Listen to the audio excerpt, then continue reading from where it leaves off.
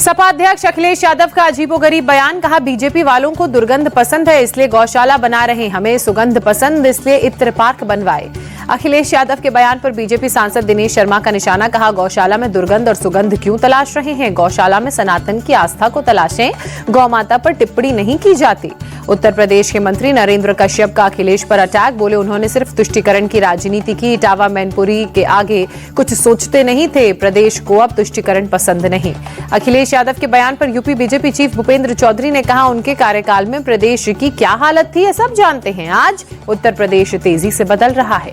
आयुष विभाग में चयनित हुए नए अभ्यर्थियों को सीएम योगी ने नियुक्ति पत्र सौंपे। लखनऊ में बोले, 8 साल में सरकार ने लगभग 8.5 लाख सरकारी नौकरियां प्रदेश के युवाओं को दी। नमाज को लेकर मेरठ पुलिस का निर्देश। कहा, सड़क पर नमाज पढ़ने पर दर्ज होगा केस। सड़क पर नमाज पढ़ने वालों का पासपोर्ट रद्द होगा। छतों पर भी नमाज पढ़ने पर रोक। संभल में पीस कमिटीज की मीटिंग में पुलिस को निर्देश, किसी को भी सड़क या छत पर नमाज पढ़ने की इजाजत नहीं। संभल पुलिस की गाइडलाइंस पर बर्क को ऐतराज। संभल के एसपी सांसद बर्क ने उठाए सवाल, सड़क पर शोभा यात्रा तो फिर नमाज क्यों नहीं? छत पर नमाज से कैसे रोक सकती है पुलिस?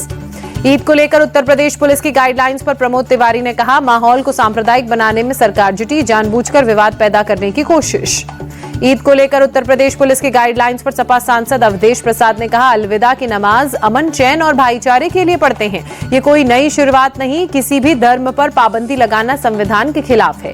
दिल्ली की तर्ज पर मध्य प्रदेश में भी नवरात्र के दौरान मीट मांस की दुकानें बंद करने की मांग। बीजेपी विधायक रामेश्वर शर्मा ने कहा, नवरात्र में मीट मांस की दुकानें बंद हों।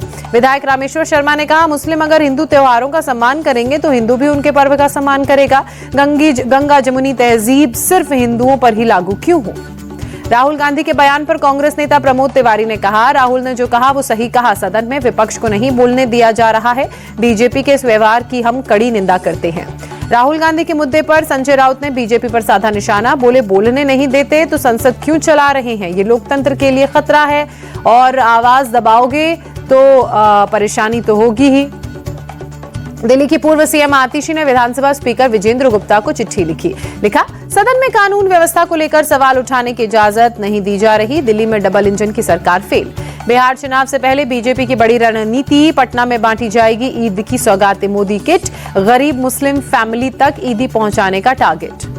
जस्टिस यशवंत वर्मा कैश कांड में तुगलक रोड थाना अध्यक्ष समेत 8 पुलिसकर्मियों के मोबाइल फोन जब्त। फॉरेंसिक जांच के लिए भेजे गए सभी फोन। जांच में ये जानने की कोशिश की जा रही है कि क्या आग लगने के दौरान पुलिसकर्मियों ने मोबाइल से वीडियो बनाया था या नहीं, कहीं वीडियो से छेड़छाड़ तो नहीं की गई। जस्टिस यशवंत वर्मा ने वकीलों से मुलाकात की। जांच कमेटी के सामने पेशी से पहले मुलाकात। जस्टिस वर्मा ने वकीलों से ली कानूनी राय। बीजेपी नेता अनिल टाइगर की हत्या के विरोध में बीजेपी ने रांची बंद का आह्वान किया। सुबह से ही सड़कों पर उतरे कार्यकर्ता। रक्षा राज्य मंत्री संजय सेठ भी प्रदर्शन में शामिल हुए। बीजेपी कार्यकर्ताओं ने जगह जगह आगजनी और सड़क जाम की। बीजेपी को कई संगठनों का समर्थन। 24 घंटे झारखंड बंद की घोषणा।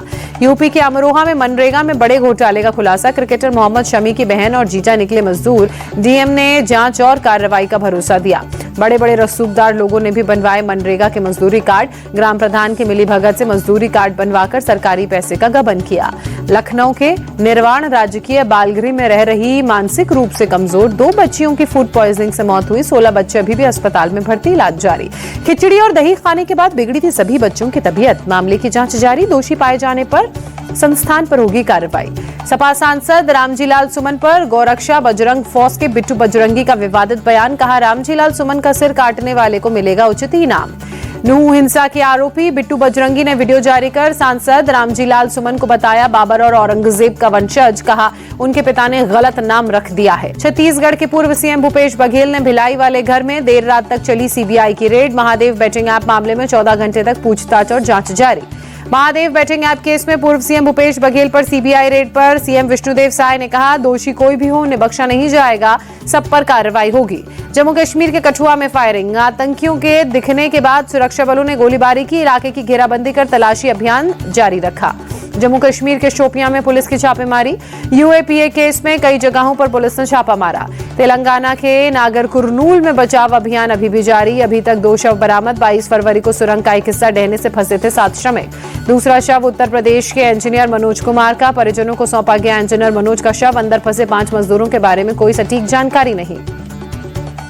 हरिद्वार में सिंचाई विभाग की जमीन पर अवैध मजार पर चला बुलडोजर। मौके पर मौजूद भारी पुलिस बल नोटिस के बाद भी मजार नहीं हटाने पर हुआ एक्शन।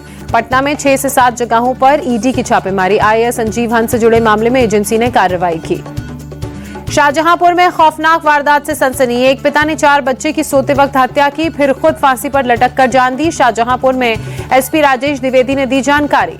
मेरठ के सौरभ हत्याकांड पर धीरेन्द्र शास्त्री ने कहा, पाश्चात्य संस्कृति के आगमन से बढ़ रही ऐसी घटनाएं संस्कारवान परिवार बनाने के लिए रामचरितमानस को आधार बनाएं।